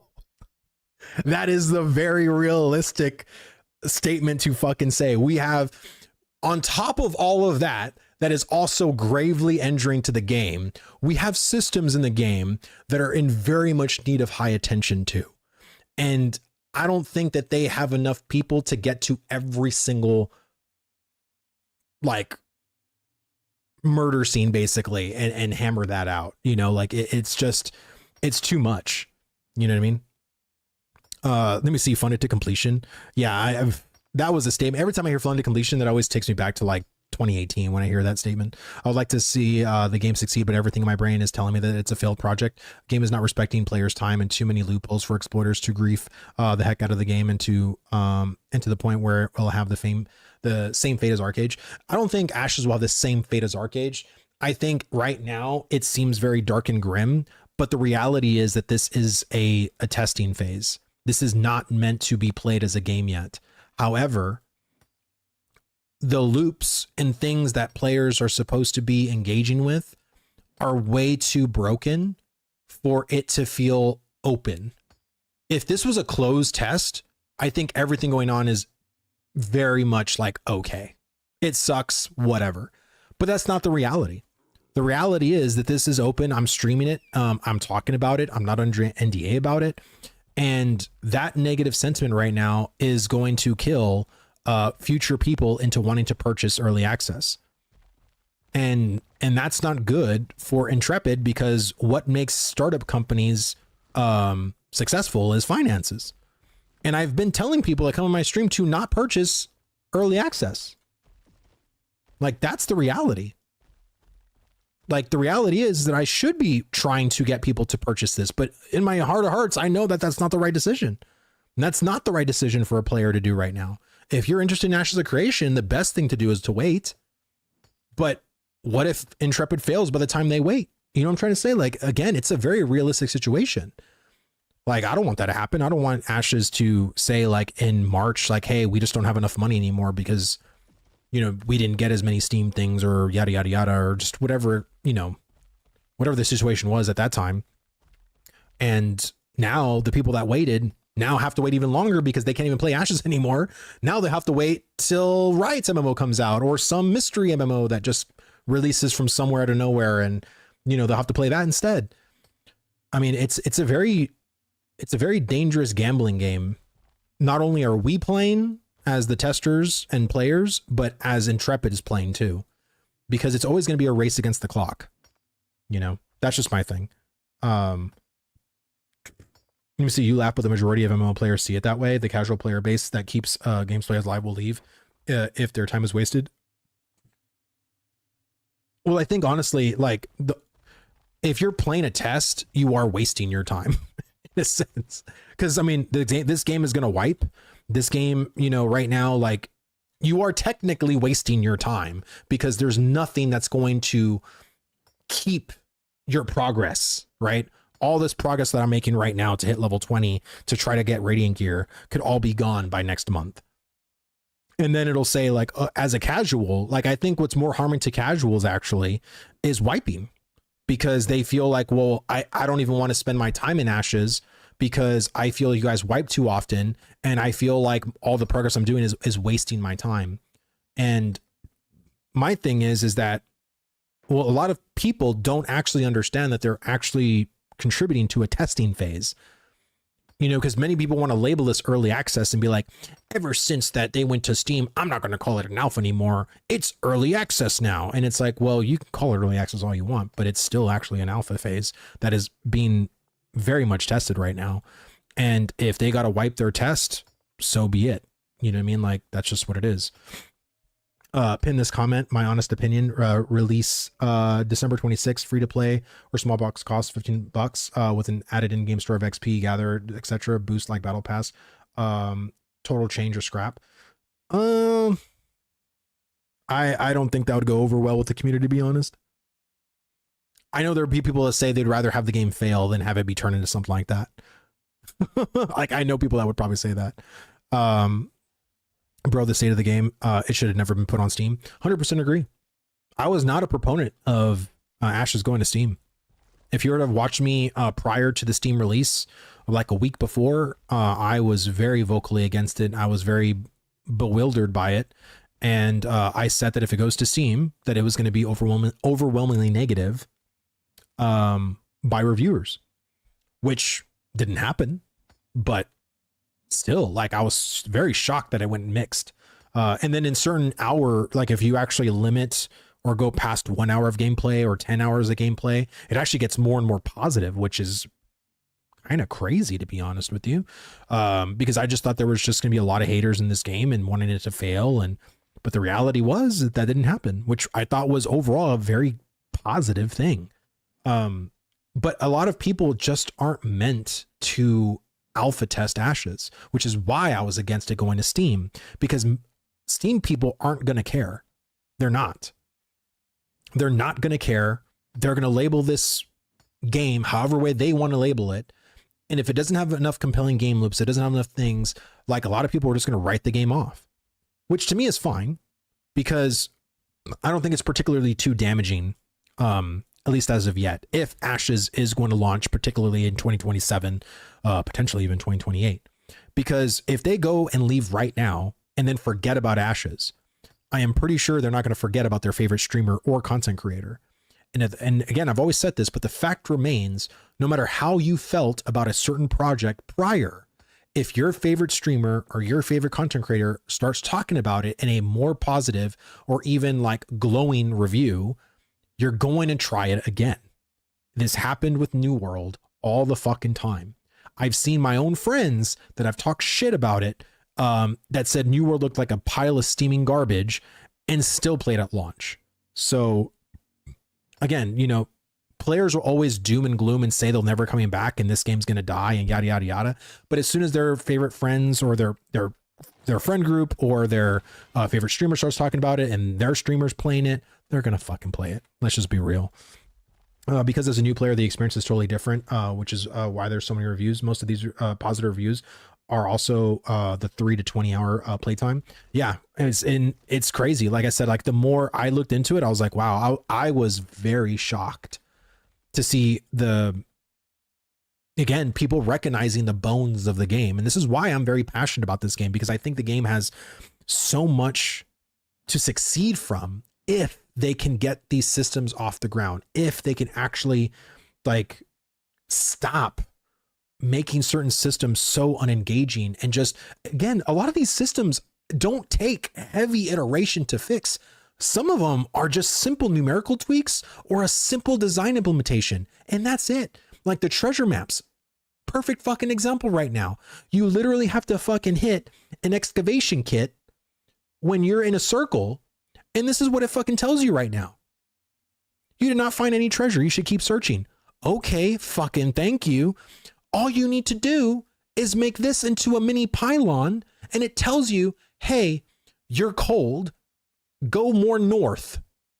Hey, you're warmer, go more northwest. boom, fucking done. Like, it's not hard. You know what I mean? Like, it's really not hard. And then this system would be way greatly improved. Bring back the fucking visual indicator mound on the ground, and we're Gucci. We're literally Gucci. So it's just, I don't get it, man. Their floor is 200K subs at 15 a month. That keeps them barely above water. So they need a fairly large player base. Yeah, they do. And this is why I think they need to really make not only the oceanic servers, but they need to make like Brazil, Australia, Germany, Korea, like all of those countries where Arcade and Lineage did very fucking well. All of the countries that had a shit ton of players for Lineage and Arcade, that's where they need to fucking make servers and good server ping for those countries. Because I personally think that as much as North America could be like a pretty big area of coverage for the amount of subscribers to Ashes of Creation, I've always said, and I think the fact remains, that I don't think the US will be the biggest population of players in a country. I think that could actually be Korea or even Brazil. It just depends. And I've always said this, like, PvP games in North America aren't particularly fond over here, but they are in other countries. So let me see, like, WoW's archaeology profession. Yes, exactly. Like, and that's just, it's a very simple thing. And the whole treasure map system would be so better because of that. You don't need to completely redesign the treasure map from the ground up, but you definitely need,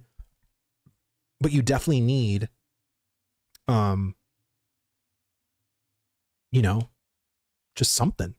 You need something more than what we have. But those countries like pay to win MMOs, why would Korea play Ashes? Make Ashes of Creation pay to win in Korea. I don't fucking care. If the Koreans want pay to win, give it to them. Make Ashes of Creation not pay to win everyone else, but pay to win in Korea. If they want fucking pay to win, give it to them. Who gives a shit? They can literally have different monetization and shops across all the different countries if they wanted to. Like, I don't know. Like, if the Koreans, and honestly, I don't think Koreans like pay to win. I think that's a misnomer. I think they're used to pay to win. And to me, that's a big difference. I mean, like I said, and you could even like gauge that particular market too. If you do like a survey to all Koreans and say, would you like Ashes of Creation to have more pay to win aspects, or would you like us to leave it totally like non-pay to win? And they said, like 80% of them says, please don't have any pay to win, but 20% did. Then, you know, don't fucking make pay to win in Korea. But if 80% of the people that responded to the survey said, yes, we want this game to be pay to win, well, fucking give it to them. You know what I mean? Like, who cares? You know what I mean? Doesn't mean you have to do that in North America. Let me see. This keeps the lights on mostly. They need 500K with their staff size to be considered getting a healthy profit, which for an MMO isn't crazy, but it's still got to be one of the top 10 staples. Well, again, you're also completely not. If you're talking about just $15 a month from a person, like, yes, having 200K people like is probably the target, probably even more so than that. But realistically, you could have 50,000 people playing a game. And out of those 50,000 people, you have a bunch of them fucking buying cosmetics or buying like, you know, well, I don't think pay to convenience is ever going to exist in Ashes, but because most of the time, like, you can have certain whales that'll buy all the fucking cosmetics, all the fucking things, like, all the time. And so cosmetics play a huge role into the revenue stream as well. Like I said, if people are buying those $20 mounts, like, and you have like 50,000 people buying a $20 mount, like, that's a lot of fucking money. You know what I'm saying? So a microtransaction conversion is typically 2 to 5%. Well, that's what I mean, right? It depends on, you know, the players, like out of that group, like, again, there's streamers, no joke, that stream to 200 to 300 people that actually like make really fucking good money. But then there's other streamers that stream within 200 to 300 people that can't even make Twitch their job, because the portion of people they managed to get like a lot of whales or people that just aren't afraid to throw them money. But then these other people that have just as many viewers really don't have as many people like subbing or donating or whatever, right? And I think that's honestly the most important part, right? If you can get people to pay all the cosmetics and Ashes of Creation, and because again, for me, like I purchased what, like $90 worth of the current like cosmetics in December, out of just the sheer support, you know, because again, like I know that especially startup companies need money to survive, and I want Ashes to thrive. So of course that was me kind of supporting them in that way. Let me see. Yeah, cosmetics will pad profits a lot. Yeah, for sure. I mean, that's why they're there. Let me see, because Korean MMO is always intentionally grinding, and then a company can sell the solution for a grinding problem of the game. Yeah, and like I said, I don't particularly know, and I've talked to people that are from Korea that say that they personally don't like, you know, pay to win MMOs. But that's one anecdotal experience, right? Again, I kind of feel like it's more just a part of their culture, like in the MMO culture over there, where it's like, okay, like that's just sort of like how we do things, but it doesn't mean you have to like it. But if you do love MMOs, that means you do have to partake in it because you have to be competitive. So I think that's kind of like the big difference. Why do you think WoW Final Fantasy 14 had box costs? It's massively a money source. And this is why I said I think Ashes should have a fucking box cost. I do. In a sense, I think it should have an optional box cost, if that makes sense. I like having physical things personally. Like I'm a huge anime collector. I do a lot of the figures and stuff like that. Like I have some stuff like this was given to me by my wife. It's Koro Sensei from Assassination Classroom that I have here. And then I have fucking Kiba from Wolf's Rain. This was another gift that I got.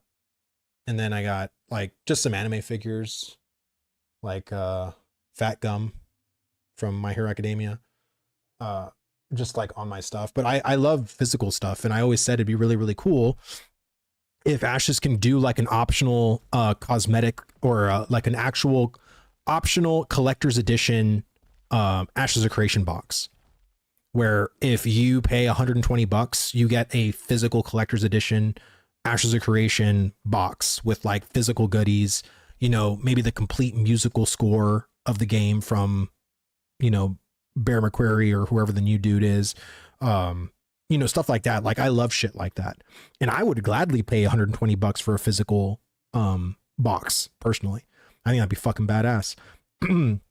If they did skins for everything else, other than the character skins, I'd be for them. I just don't like the character skins. I feel like it makes it so easy for them to not care about what they look like in game. Well, someone was saying that in RuneScape, they have an option now where you can turn off other people's cosmetics, which I think is really, really cool, because in your screen, you still have your costume on, but to someone else's screen, it shows me in what I'm actually wearing. And I was like, man, I wouldn't mind that personally, as long as I can I just want to look cool to me. I don't give a shit to look cool to other people. Like I want to look good for me. So like, I think that would be totally fine to me personally. So, I mean, who knows? Maybe with enough feedback, we can get that. Do the early backers get that too? But do I have Goku? I don't have Goku. I don't really, the only thing I have of Dragon Ball Z, I have one wall scroll, back over there. It's a small one of Vegeta, because Vegeta is like the most goated character in Dragon Ball Z. He is the goat. I don't care what anyone else says. Goku is a fucking clown, in my opinion. So yeah, I'm a Vegeta stan. Let me see. Ascension WoW does all that. It's really nice, actually. Yeah, like Ascension WoW, I think is probably one of the best private versions of World of Warcraft, in my opinion. Let me see. I think companies stopped doing that because the cost of items and physical copy boxes have started to outstrip what customers are willing to pay for them. Well, probably because a lot of the physical shit just got so expensive. So it's just better for them to do shit digitally, which fucking sucks. Like it sucks, man. Like I see this now more and more with like streaming, and like I used to love collecting like DVDs and Blu-rays, and now like I feel like that's something that I shouldn't be doing anymore. Like I have like Blu-rays and DVDs that I'm literally trying to get rid of at this point. And hell yeah, dude. Let me see. We see the thing I want skins for that they have or don't have or plan to do that I know is the HUD skins. Oh, you mean like different UI stuff? Interesting. I wouldn't even know what Ashes would do in that regard. That'd be very interesting to see personally. But yeah, I don't know, man. It's just there's so many things that Ashes needs to do to get back on their feet this year. Chuckawaka or Chuckawa. Chuckawa. Thank you so much for the follow, brother. Thank you. Let me see Tumok HUD skin slash Firebrand HUD. Oh, okay. Now I kind of see what you mean. Glooks, LOL. Thank you so much for the follow, brother. Thank you. Yeah, I've never really been much of a HUD person. Like I've always just kind of stick with like the base UI. Like even in WoW, like I just did bartender to like customize my stuff. I didn't really change too much as far as like the HUD goes. Do you have 45 mil? I need to go I need to probably go check it. I think I have 5 or 4 realistically. I think the number's bugged at 41. So I think I actually have 4 new mail realistically. Yeah, dude, that mail bug has been there forever. Like, I don't know. It's just, that's been a persistent bug that I've seen. Assuming this game comes out of Steven intended, all systems working, etc. Do you think he would roll up a character or just bounce around in GM mode? I'm pretty sure he would actually make a character. I think he would do both personally. Like, I know I would do both. Like, there'd be certain times where it's like, do I want to fuck around in GM mode and go around and giving sentats to people and, you know, one-shotting people for the lulz? Yeah, sure. But then do I actually want to go with like some of my buddies and actually level and, you know, play the game that I spent millions of fucking dollars on? I think he would too. You know what I'm saying? Like, I think it's definitely a bit of both. Let me see. I'd pay $10 to personally ban some bots. I mean, honestly, like the whole bot situation is going to be a very hard thing for them to do. Hell, like I said, multi-billion-dollar companies have problems with it. Like I said, Blizzard 20 years later still has a problem with bots. So, I mean, if a multi-billion-dollar company like Blizzard hasn't gotten rid of them and still allows these like ban wave of bots to occur, then how are you expecting a startup company like Intrepid to just get rid of them overnight and then it's a done deal? Like, you know what I'm trying to say? Like, it's gonna take a lot. Definitely more manpower for sure. I think it's gonna take way more manpower than it is gonna be back end power. But I think it's gonna be hopefully a good blend of both. Where the back end detection could be easier for the live GMs to, you know, because I can only imagine like as a live GM on a server and be able to look at your other screen and seeing heat maps of like predictability and, oh, okay, this character looks suspicious. I'm just going to pop right over to him, look at him. Yep. This guy named AWF1, you know, is definitely botting. Then they can just boot them out or whatever. But yeah, that is a choice by Blizzard. And that's usually a choice by every multi-billion-dollar company. Like every multi-billion-dollar company usually treats botting the same way. That's Final Fantasy 14. That's Lost Ark. That's WoW. That's a lot of them. The problem with bots is you have to prove it's a bot. If you know someone's botting, you have to prove how. I mean, not really. Like you can actually just ban someone for being super suspicious. But I feel like in Ashes of Creation, you know, like, I mean, bro, it's so obvious. It is beyond a shadow of a doubt obvious a person is botting. And we all have seen it. Everybody in this chat has seen a bot in Ashes of Creation. And so I am pretty sure like it won't be hard. I think it'd be so even more obvious as a GM to see like the back end and see, oh, it's so weird how like every 27 seconds, like you decide to move in this one way. And then it's like the same like commands like over and over and over again. And you manage to go in this perfect synchronicity of the map in this loop, you know, and it's just like, it doesn't stop. You know what I'm saying? Like it's so obvious. Let me see, 9 out of 25, they were probably NNPs, net negative programmers that didn't drop them. They didn't drop them for money reasons. Do you have any idea how many crap devs sneak/lie their way into a job? Yeah, I mean, like I said, we talked about it earlier. I was very much, I brought up the story of Greg, who's just this fictional character that I created where, you know, again, when you're part of a small team, like everybody in that team needs to be able to pull their weight equally, because if Greg can't do his job right, that means that the other people on his team have to pull Greg up, which means they have to stop what they're doing or put to the side the things they're doing to then get Greg out of the fire. And that just slows everybody down. And if they're all trying to tackle like, hey, our team has like 38 issues that we all got to try to bug fix and correct probably by tonight. So I'm going to get, you know, these 8, you get these 8, you get these 8, you get the rest. And what sucks is as you're going to Greg, you're like, I guess Greg, work on just these 2 and we'll take all the rest and distribute them equally without you.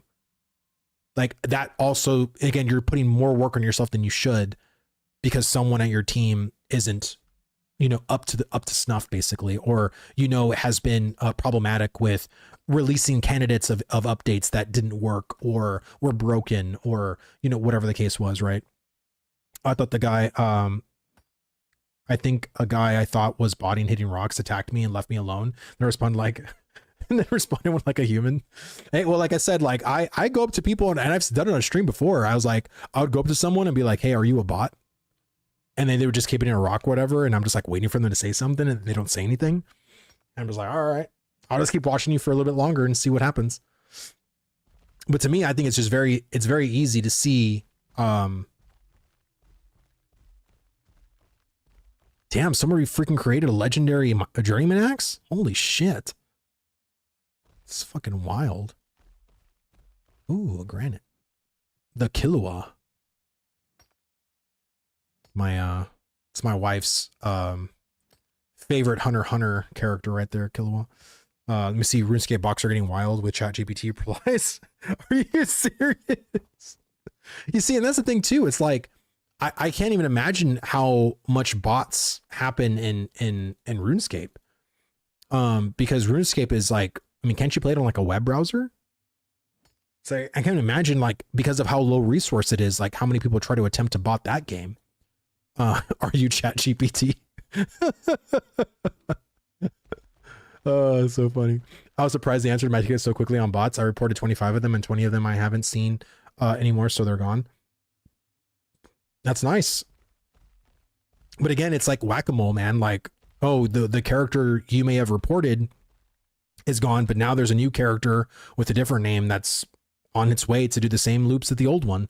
You know what I mean? So it's just, it's a constant cat and mouse game. Like it's not, you know, if there was a company that released an app that could make it totally like an impenetrable and almost physically impossible to bot on a live service game, every single multi-billion-dollar company would have bought it.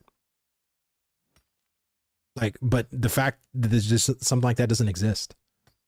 And I feel like too, especially when it comes to these big multi-billion-dollar companies, is they don't really care about their reputation more so of their community they're serving, because a lot of the bots will pay $15 a month, pay the box costs, like pay all the things necessary to buy to bot. Because once they get in and bot, it's so profitable for them, they make it up in no time at all. So these companies don't really want to like permanently get rid of them because it's actually lucrative for them to stay, right? And them to do their somewhat damage to the servers, because they're paying us, man. Like we have constant, like every month, you know, or every week, you know, probably more so like every couple of months, because I know they do ban waves. I think WoW does ban waves probably quarterly at this point. So, I mean, it's lucrative for them. You know what I'm saying? Yeah, unfortunately, those are still on cards. Yeah, I wouldn't doubt it, but it's still lucrative for them. I mean, here's the thing, like the companies don't fucking care where the money's coming from, as long as the money keeps flowing. Vlad, just found you a couple of weeks ago and I really enjoy and appreciate your informative and open-minded look at Ashes. Shabazi, thank you so much, brother. I saw you in a couple of days ago. It's really good to see you come back, man. Yeah, that's kind of what I do, man. I mean, I just like to have conversations with people in the community and, you know, and hopefully have an open dialogue. And whether you agree with me or disagree with me is sort of irrelevant, but the fact that we can just talk about it and talk about your side, talk about my side, and, you know, I don't have to agree with you, and nor do you have to agree with me. But as long as we can both say our piece and understand where people are coming from, I think that's the most important part of the conversation. Let me see. Modern economies rely on economic growth and money supply expansion is commonly used to support that growth. Central banks allow moderate inflation as part of this system, which causes prices to rise over time because investors, workers, and companies all seek returns, wages, and profits. Long-term price increases are built into the system. The fact games have been $59.99 for the most part, you still need to sell more these days. Wow, Nick, that's a lot of information, man. Thank you, brother. Yeah, it's honestly because I feel like right now with inflation and how crazy inflation has been and how much the dollar has been affected, it takes so much more work to make a game up to the quality people perceive as standard, right? And this is like where you have a lot of multi-billion-dollar companies that have been literally getting it wrong because the things that they value aren't really things that we value as gamers. Like graphics, yes, graphics are nice, but look at Vampire Survivors. You know, look at these other, look at fucking RuneScape. RuneScape now has over 250,000 people monthly logging into that fucking game. That game is almost 20 something years old. And the graphics look absolutely dog shit compared to like anything new in 2026 because it doesn't matter. I think as long as companies start to figure that out and start to be like, well, what does matter?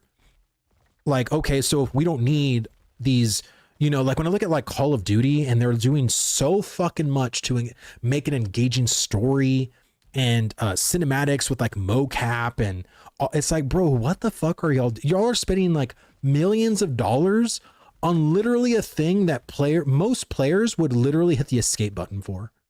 I'm not even, am I fucking wrong? Like you go look at like any Call of Duty like game.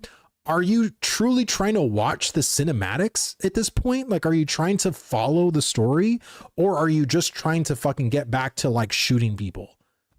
You know, and I don't know what, I don't know what these people are prioritizing anymore.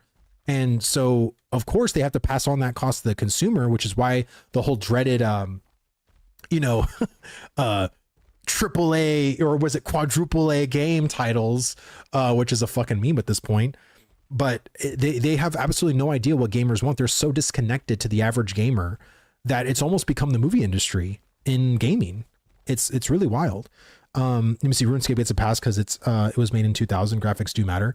I think they do and they don't. I really do. Like I think in some ways they do and in some ways they don't. Like for me, a great example. I don't play RuneScape because of the graphics. Like, and graphics to me ultimately don't matter, but I just, for those graphics, like, and especially when it comes to the setting of an MMO, I can't get past it. My brain won't get past it. So I personally don't play RuneScape and I haven't tried RuneScape because I don't like the graphics. Like I don't like, you know, the kind of pixel, like I don't have that nostalgia either for it either. So, I think most people that have played RuneScape probably played it like super early on in their life. So there's this very nostalgic part of it and they can look past it because back then it was probably really amazing, but now it's like in any kind of comparison mode, it's just not the same. Let me see. I think art style matters way more than fidelity. It's also very true too. But even art style to some players just don't jive. I mean, there's a lot of people that don't like the art style of Ashes and we can all, you know, criticize or say like, well, Ashes doesn't really have an art style, which I disagree. I think there is an art style. By it be very generic, but it's still one. Especially when you look at their mounts and you look at some of the other things, there is definitely, you know, yeah, let me rephrase, graphics don't matter, art style matters. Yeah, exactly. I mean, you look at, and that's the thing that I love about the indie games is you look at games like, oh my God, what's that game? It's like a paint art style. And it's, not an ARPG, but it's a roguelike game. Oh my God, I'm not going to fucking remember, but it's like this purple character and it's like, it looks very painty and it's beautiful, by the way. Undertale, probably, maybe Ori. I got to look at Ori. Hold on. Cause it's going to bother me. Yes. Ori. Yes. Now I have it in my head. Thank you, dude. So it's gonna bother me.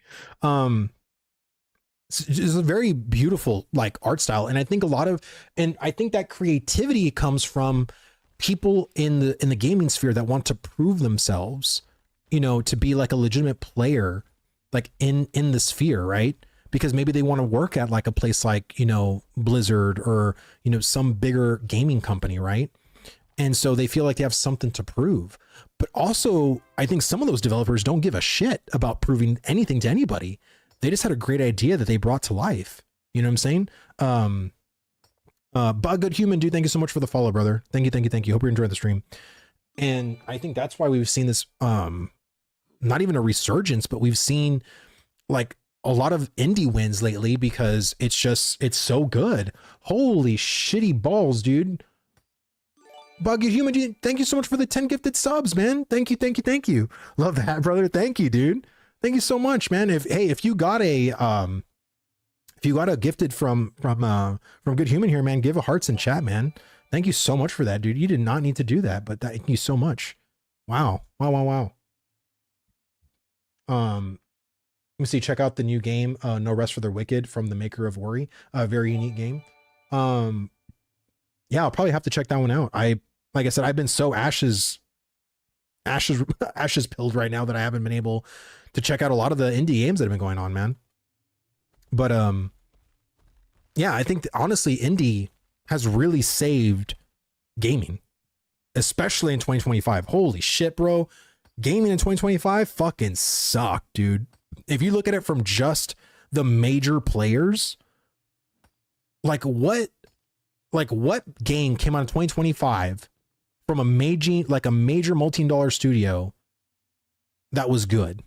Maybe one or two titles out of the hundreds of games throughout all of 2025. Like maybe. Fucking wild. Look at the guy who made Stardew. He gives no shits. He's like, my next game will be done when it's done. If you bug you too much, it won't ever come out.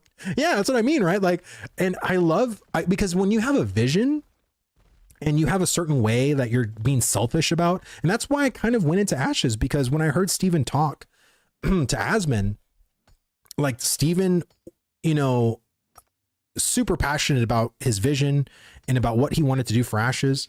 And I'm a very passionate person. And when I hear someone speak in a very genuine passion talk, like it gets me going, right? I'm like, oh shit, well, let me go hear what this game is all about, right? Let me see. Where Winds Meet was the best thing of 2025, in my opinion. Yeah, that game, like I said, I still have that on my list to just play on my own time, because I had so many content creator friends that said, Vlad, you really got to try out this game, dude. It's so fucking good. Let me see. What's crazy, I didn't even play Ori, so the art style must have stuck from just a commercial. Yeah, that's what I mean, right? Like, it's a lot of the indie shit, man, has really fucking saved gaming, because it really wasn't coming from the fucking multi-billion-dollar companies. I'll tell you that much, man. Majority of the big money grab without any interest or innovative content. Exactly, because they're still stuck on what they think makes a good game. It's so easy if you just fucking listen. But a lot of these companies are so hard-headed, and a lot of the people are so ego-driven that they can't. It's literally South Park in the fucking what is it, San Francisco episode, where everyone's like farting into the fucking, you know, champagne glasses and shit. That's literally what these AAA companies are like. They're so much into their own product that they can't even listen to the community they're trying to serve. It's so stupid.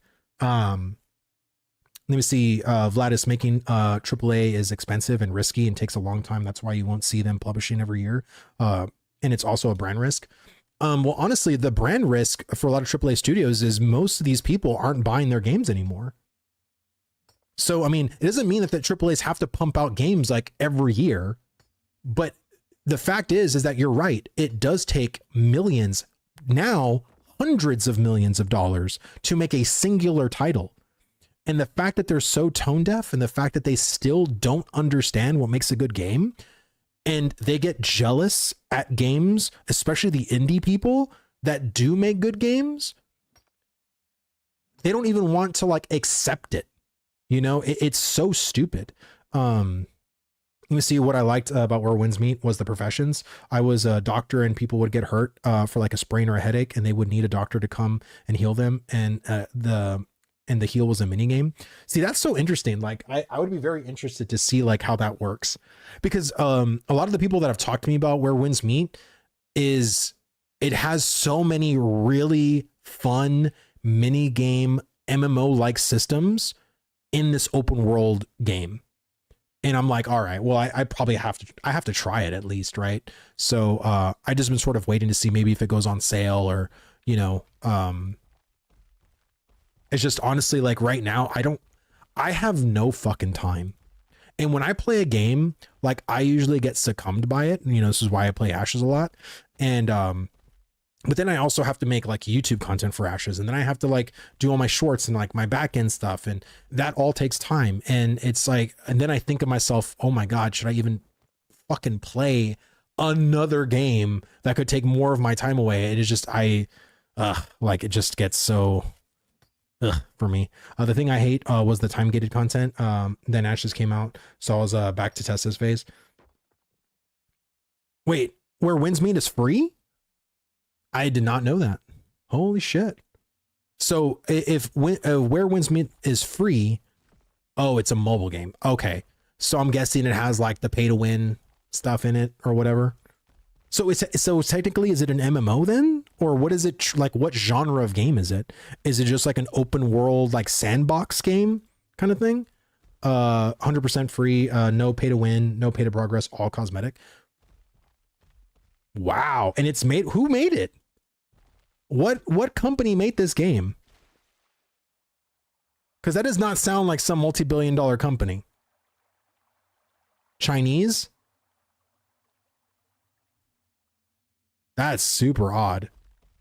Only gacha outfits? Ah, okay. I was like, it just sounded so so interesting to me. How do you know if Layoffs hit Intrepid?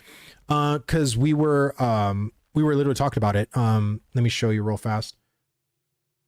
So this was a thing right here talking about the layoffs. There was a Reddit post, just to give brief context, and I'll go back to playing. So if you want to read this, I'll put it in chat again. NetEase did this. Wow, dude, NetEase must be making so much fucking money that they're just like, you know what? We'll just do this free to play. We won't even do pay to win in it. And we'll just do like gotcha cosmetics. They probably just did this as a fucking like whatever, because NetEase makes fucking bank. Like that's crazy. It's Chinese. Surely there's a scam somewhere.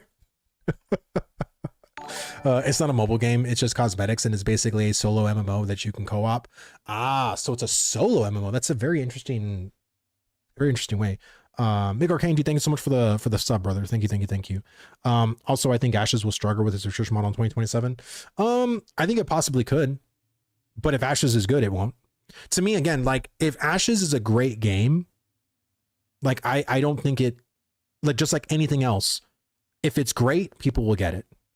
Like I've never heard people say like, oh, I love this game, but it's $15 a month, so I'm not going to play it. You know what I'm saying? Like if you love something, you're going to make a way to try to play it. If all your friends are playing it, everyone's having a good time in it, you're going to sacrifice somewhere to play it. Now, if the game is mid to them, right? If it's something that, you know, they're not enjoying, why are you going to pay $15 a month for something that you're not even really enjoying? Right. So it's, again, it's all subjective, but I think if you're loving it and you're having a great time, you're not going to care that it's $15 a month. You know what I'm saying? Let me see. I play it with my Backbone controller on my phone. What do you play? What game do you play like that? I see what you mean, but this isn't what I mean with Where the Winds Meet. Yeah, because isn't BDO, I know BDO isn't free.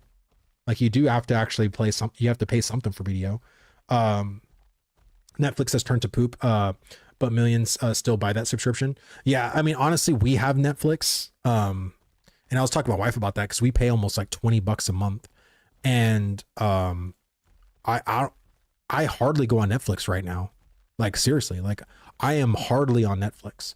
So it's like, what's the point of us playing it if we're not even fucking using it? The only thing that I would say that we watched recently that my girls were watching on fucking loop was K-pop Demon Hunters. I have heard how it's done for like the 90th time. Like I've watched that movie so many times. It's crazy. And I still don't even have the music memorized, but I've fucking seen that movie a lot. But that's like the one movie that I can say this past year that, you know, my girls have been really watching. There's 2 modes in Where the Winds Meet. One that's online and one you can interact with other players, and there's one that's solo mode that's just your world. But there's raid bosses and whatnot. Pretty fun. Only downside, it's a year. Oh, it's a year behind. Like, what do you mean it's a year behind? Like, there's not as much content, you mean, or what? I'm just curious. Let me see. Every game nowadays is suddenly an MMO just for marketing reasons to attract those desperate people ready to spend their money. Yeah, 100%. Because it's like, it feels like Where the Winds Meet probably could have been an actual MMO, but to make an actual MMO would have costed them way more money. So they decided to reformat the game to be in this kind of weirdish middle ground. Let me see from Stephen AOC. I want to add some clarity. Oh yeah. We saw that. Yeah, we saw that. We were just reading that on Reddit. They are still rolling out content into the US servers. In Colombia, people buy a Netflix account and then sell the extra profiles like $4 each a month. It's great. Holy shit. That is nutty. That is crazy. I didn't even know people actually did that as a legitimate like thing. That's kind of wild. All right. Oh man. Just 2. Oh, I gotta pay my dues.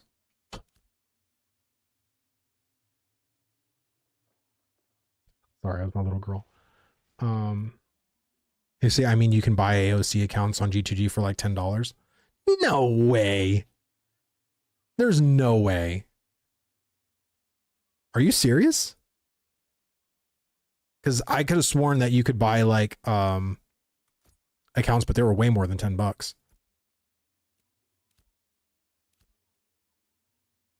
Are you gonna make me look? G2G.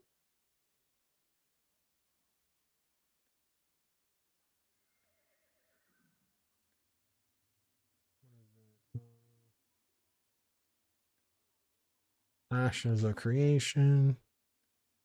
Counts.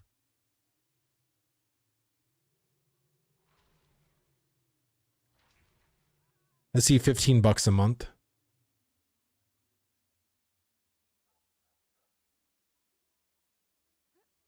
Holy shit. Look at this, chat. This is so wild. There's 174 results. You can literally buy the account. Isn't this freaking wild? Go look on gold coins, Vladis. Look at the prices. Oh god, dude. What is this? Shoal.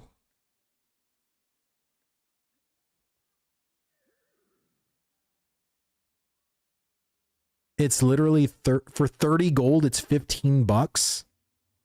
Is that a lot? That to me is a lot. This isn't cheap. So for 100 gold, 100 gold is $50. Never gonna use Relentless Gamer 24%. Hey, dude. Screw you, buddy. Screw you, man. Oh, you see yes, and you play it with your IP address, and then you get mail from the police. But you can buy a cheaper account than the cost of the alpha. Yes, you can. Yes, you can. See, I've never bought in gold, so I don't even know what's considered to be cheap or expensive. But if you're buying 10 gold for $5, I guess that is pretty fucking cheap. So Resna has, or Shoal has, I think, the cheapest gold. Hey, let's be glad during the summer vacation gold was 25 cents. That's crazy. That is crazy. That's cheaper than I thought, honestly.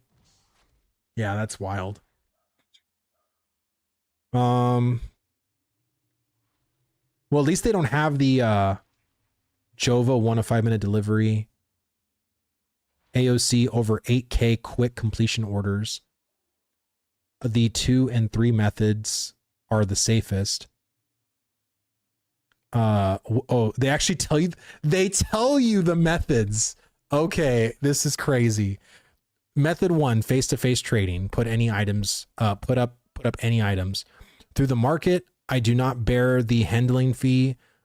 Please circulate the selling price. Pay attention to estimated buyer price. Method 3, use another Steam account to purchase gold. Use this new account to buy items and trade them. Okay, so basically have a burner account. So it's like if you use method 3, you have to have a burner Steam account, basically.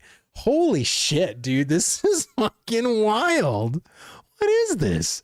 Let me see. Don't believe in a large amount of low price gold as it is obtained through bugs or bots and sold to you, which may result in you being banned. The fact that it even tells you that is wild. That is crazy. You know, RMT is bad when the RMTs are telling you which ones are safe or not. That is nutty. That's crazy, man. Yep. People, you know, are beyond fucking desperate in a fucking alpha that could be wiped at any moment.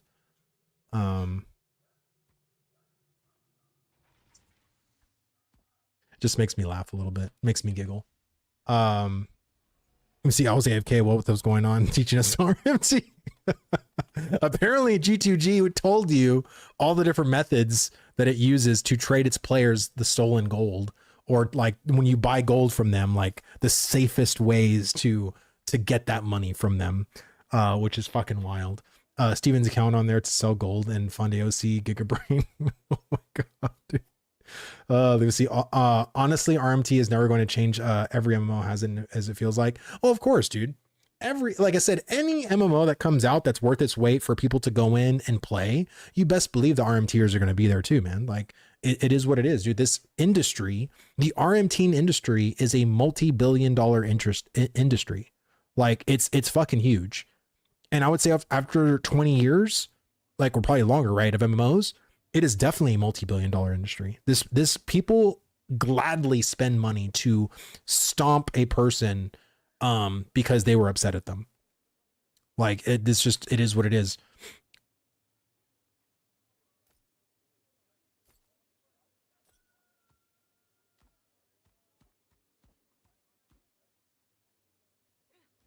Is the add phone verification, no prepaid? Honestly, I would love that. Personally. I wouldn't mind that at all. But I mean, I know people, like I said, there's some people that won't like it. There's some people that will like it. I mean, my whole thing is that there needs to be as many like things and barriers for people to not cheat. And here's the thing. Like if you're suspended, right? Like let's say you're slapped on the wrist, I think that account should add extra verification. Like extra verification from your account now is required because you broke the rules. And we want to follow your account more suspiciously. You know, I think that's like to me would be a very like good thing to do. Like if you want to come back to our game, you need this added verification. If you choose not to do this added verification, then we'll like extend your suspension even further. You know, or, you know, it basically will alleviate your suspension by putting in this extra information kind of thing. If you choose not to, then it's going to be permanent. Yeah, anger makes people do dumb things. Killed a mule runner. He came back and went red on me. My guild killed him and he dropped an epic pedal shard neck. Damn. Let me see. RuneScape killed RMT. They changed trading to where you had to make a trade equal value, but they also lost a lot of players and reverted it back. Ooh, I see. I didn't. That's crazy. Because not everything is equal value, right? I mean, not everything could be an equal value, or what could necessitate an equal value. Like, you know what I'm saying? Like what if I need a lot of like common fish and I don't give a shit about the other rarities or whatever. And like, oh, you need to give me something, but you're going to trade me something like epic in return, or, you know, I don't know. I don't see how that works really. Birth certificate verification required. Let me see. I just don't think banning RMT peeps should be the focus. The game has been such a joy to play, but I'm seeing more issues the longer I'm playing. Well, of course, brother, like we've all seen these issues. Like there's a ton of issues like in this game. And I think we really need to like figure out these issues as quickly as possible and get the game to a way better like place. Because right now it's not at a good place right now. A lot of players are just not having fun with it. It's just not enjoyable. Let me see. Ashes or won't work on Ashes in a player driven market. Yeah, no, it can't. That definitely can't. A friend of mine offered a carry service in Aeon 2. We played for a while on the Taiwan server. I was shocked when he showed me how he literally made thousands of dollars. So I really understand people offering those type of services. Oh, dude, yeah, like I said, it's so fucking lucrative. Like I totally mean it. Like, I mean, hell, dude, like if I can go to some no-name MMO and RMT myself to make some cash for my family, I'd fucking do it too. You know? But to me, like, I think in some games, like the sanctity of it needs to be preserved, but then there's some games where the sanctity hasn't been preserved fucking ever. So it's like, and that's a lot of the time where people go. Phoenix Fire, thank you so much for the follow, brother. Thank you. Hope you're enjoying the stream, man. Let me see. If guild / polar and then ban. Oh my God. I actually like the idea of people only having one account, but yeah, but how can you, there's no way to police that, right? There's no way to like, you know, unless they do some kind of IP verification or hardware verification, like I don't, and then you have another laptop at your house or a whole ass other computer, you know what I mean? Like there's really no way to ever police that. Let me see, not just add phone verifications for bans to mean something. Yeah, like I said, like I think when it comes to like people that get suspended and stuff like that, if there needs to be an extra verification to be required after, like I wouldn't mind that at all. So as long as you don't fucking break the rules, you won't ever need to have like that extra verification on your account. But if you do break the rules and you're caught breaking the rules, and if you want to fucking come back, that means you're gonna have to add some more verification, you know, to your account. So there is one way, but people won't like it. Okay. What is it, Bellyful? What is it? I'm new here. Oh, well, welcome, brother. Like I said, is this game play to earn? This game is, yes, like right now, the philosophy in this game is meant to be like for players to earn their keep, make their gold and everything like that. But we do have like a huge problem with botting right now, with RMT, with also duping and exploiting. But the philosophy of this game is supposed to be a player-driven economy. But of course, if you've been around the MMO circles, a lot of the player-driven economies always get thwarted by RMTers. So that, you know, that's just how it is. Just got here. What happened, Vlad? Intrepid dead. I know it was just a few, but do you have a TLDR on your thoughts? Yeah. So just real quick, Red. We talked about it earlier, but there was a post on Reddit from this person, and they posted someone from fucking, I know 12 inches pretty well. Let me see that. damn it, my train of thought, from LinkedIn, which was this person, and then they were talking about layoffs. So we didn't know how many layoffs, but then because this was on the Ashes Reddit, or no, it was on the MMO Reddit, I should say. Steven gave a response to it, and his response was this. Basically, TLDR was that it was only 9 people out of the 250 that were impacted. So it wasn't like this massive layoff. And last year they did the same thing where they laid off like 12 people, but then like rehired them back, not them specifically, but those positions back like down the road. So I don't know in the big scheme of things, like how this is going to impact. I'm sure it is depending on which teams were affected, because it wasn't really stated. But depending on if there are critical teams that were affected by this, usually onboarding, finding the right person to take the job. I mean, it could be months, and then onboarding them could also take more months to get them, you know, painted in with like, you know, their job, their tools, like, you know, the team environment, all that stuff, right? The onboarding process is always shit. So, you know, we'll see what happens, but that's kind of the TLDR. Like my personal thoughts on it is, it just sort of is what it is. You know what I mean? Like it's not as doom and gloom as people are claiming it to be. But I think right now, because of how negative the sentiment in Ashes is currently, I think people are just, this is like another negative blow to, you know, to Ashes really. So that's kind of the TLDR. Steven is trying to get Narc to join the dev team.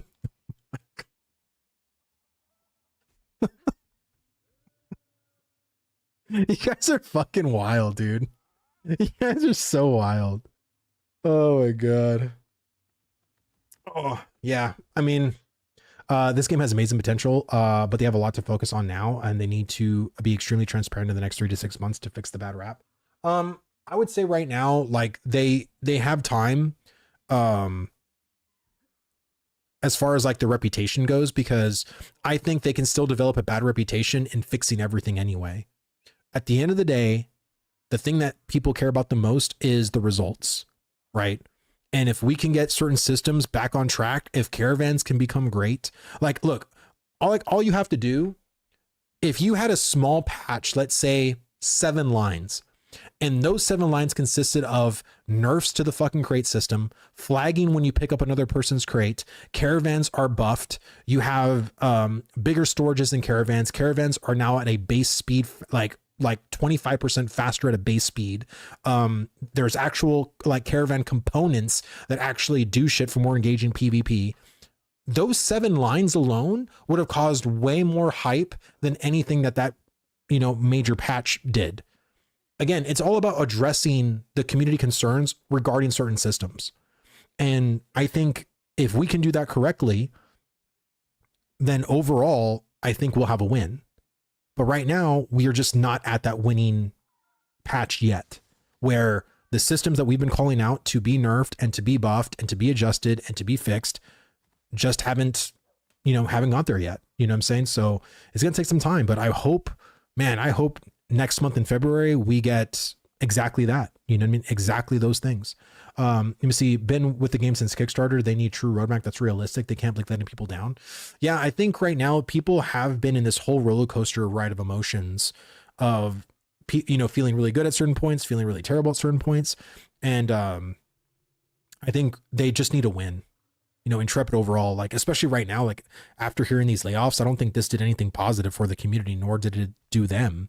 So I think if anything, that's going to push the team to like push on forward in a more like concisive and, straightforward, hopefully more methodical tone. And then us as the community, we need to still be diligent into the systems and the things that we like, don't like, things we want, still want to be fixed, or the systems that we still want to be adjusted. We got to still keep being loud about it. You know what I mean? So it's just bring back the sun god. Oh my god, no. No.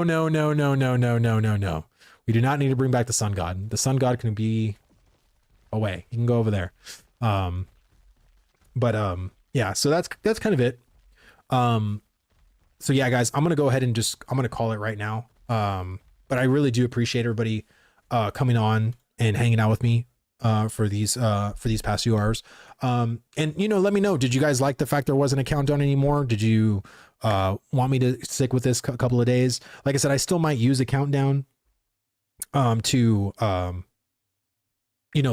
better prepare myself so I don't seem like such a jackass for the first couple of minutes.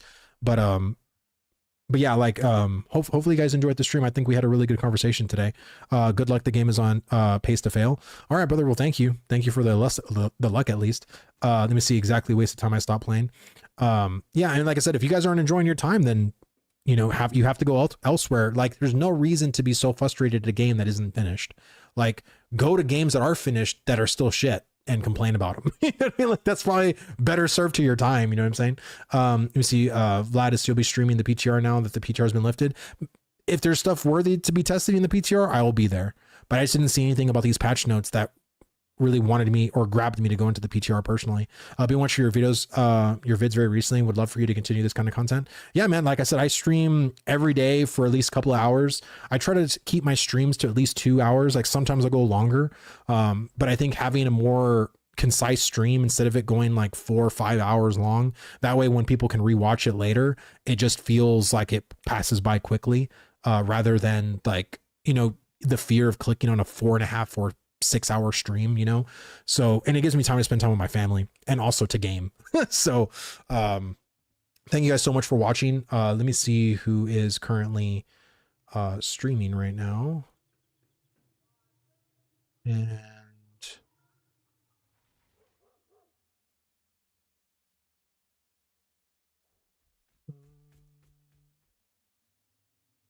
Let's go into Ashes of Creation. Oh, okay.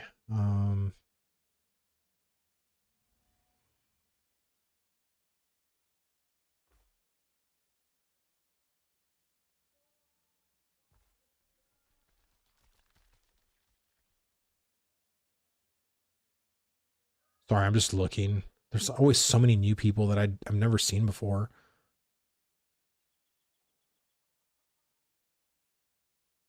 Oh, there's this dude with one viewer.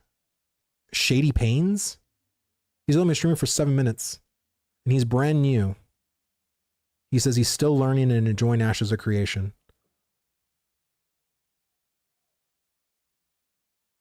Let's go raid him.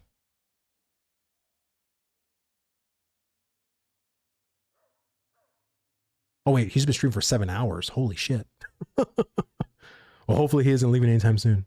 All right, guys, y'all have a great night, and I will see you guys tomorrow. Take care.